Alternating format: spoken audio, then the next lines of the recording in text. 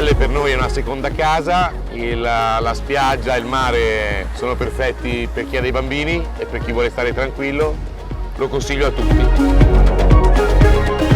Celle si riconferma di nuovo bandiera blu, qua facciamo tantissime nuotate, l'acqua è bellissima e si mangia bene, c'è molta accoglienza e si possono fare tante attività.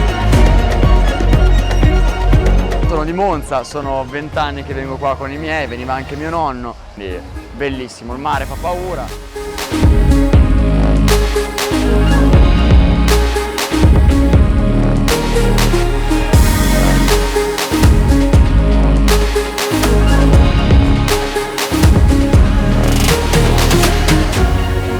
Celle Ligure, muah!